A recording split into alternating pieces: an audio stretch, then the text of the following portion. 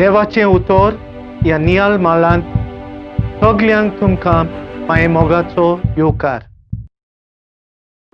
एक प्रवादी देवाच्या नांवान उलयता, ताची खोशी कितें तें तो सांगता, आव्हान दिता आनीक नवसोनी करूंक सुचयता.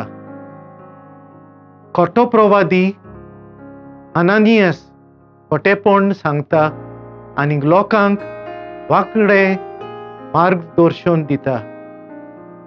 हे भाशेन तो देवाचेर आड वेता.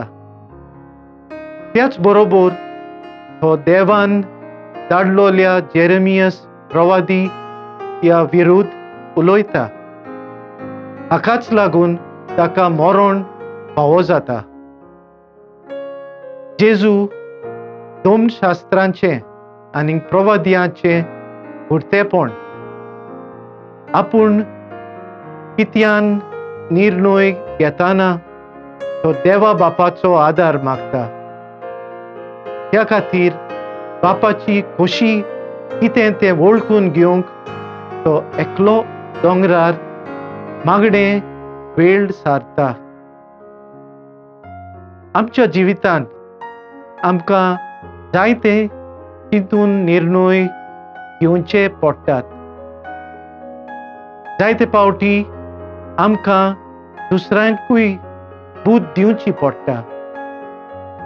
असल्या वेळार आमी आमचेरूच पातयेवन निर्णय घेता तेन्ना आमी खोट्या प्रवाद्या सारकीं जाता. देवाच्या आदाराची आमकां चड गरज. जेजू भाशेन बापाचेर पातयेवन केल्ले निर्णय आनीक दुसऱ्यांक दिता ती बूद अखंड आसता आनीक देवूच आमचे निर्णय धारती पावयता आनीक आमची बूद अर्था बरीत कोत्ता.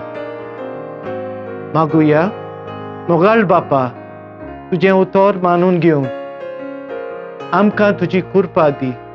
तुमया जेजू क्रिस्ता बापाची खोशी करूंक म्हाका तुजो आदार दी. पवित्र आत्म्या, जा तूं आमचो आलाशिरो आनीक वाट. आमेन. म्हजे बरोबर तुमी देवाचें उतर नियाळ्ळें देखून तें बरें करूं. आमी परतून मेळोसर पवित्र राव, खुशाल राव.